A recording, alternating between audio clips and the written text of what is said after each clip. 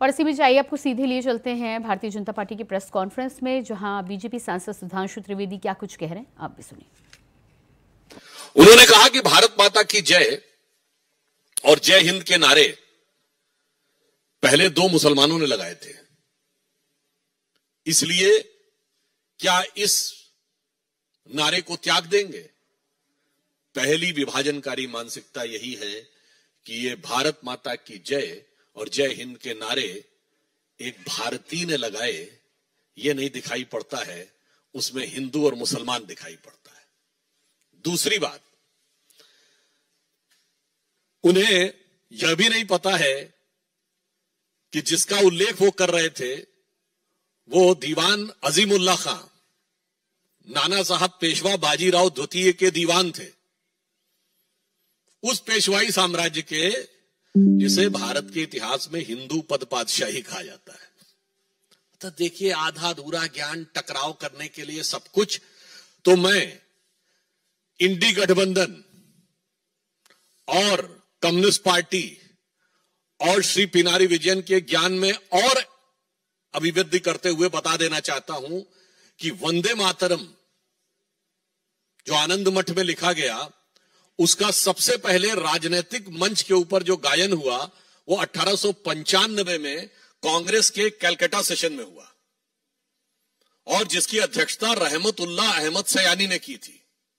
यही तो मैं कहना चाहता हूं, ये सब भारत की एकता के प्रतीक थे, मगर सियासत के मकड़ जाल में इन लोगों ने इन चीजों को इस रूप में प्रस्तुत कर दिया कि भारत की एकता के प्रतीक उद्घोषों को सांप्रदायिकता का प्रतीक बनाने का प्रयास किया, और जो चाल 100 साल पहले थी वो आज 100 साल बाद भी वही फितरत है। कृपया भारत की एकता और भारत के गौरव के उद्घोषों के ऊपर विभाजनकारी राजनीति से परहेज करना चाहिए। और पुनः मैं कह रहा हूं, इंडी गठबंधन इस बात का जवाब दे पूरी बात की आई कहां से। और मैं पुनः कहना चाहता हूं, उससे भी आगे बढ़कर, जिस भारत माता की जय और वंदे मातरम की बात कहते हैं, पहले तो पता नहीं उनको, शायद वो लेफ्टिस्ट ही ज्ञान है।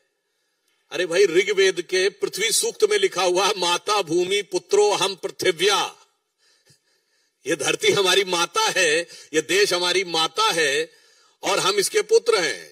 गीता भी माता है, गंगा भी माता है, गौ भी माता है, भारत भी माता है, धरती भी माता है, मगर कम्युनिस्टों को उसमें कुछ और नजर आता है। तो इसलिए अब यह सवाल स्वाभाविक रूप से बन जाता है कि इंडी गठबंधन के नेतृत्व के लोग इस बात का जवाब दें। अब आप आइए दूसरे राज्य पे। तमिलनाडु के मुख्यमंत्री एमके स्टालिन साहब ये कहते हैं कि तमिलनाडु के लोगों को उनके लिए वोट करना चाहिए और प्रधानमंत्री श्री नरेंद्र मोदी जी के प्रति उनके मन में, अब तो मैं ये भी कहूंगा, सिर्फ अवमानना नहीं है, असुरक्षा का भाव आ गया है।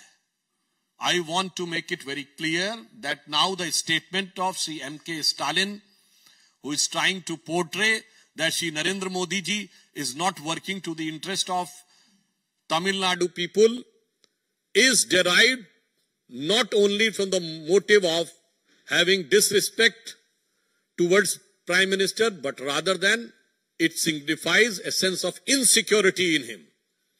Because at present, Prime Minister Shri Narendra Modi is the most popular leader even in Tamil Nadu.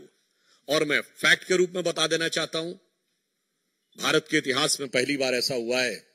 मैं पूछना चाहता हूं, प्रधानमंत्री जी ने अभी काशी में एक माह पूर्व तमिल में जो बोला था उसे एआई के जरिए सीधे तमिल में ट्रांसलेट किया गया।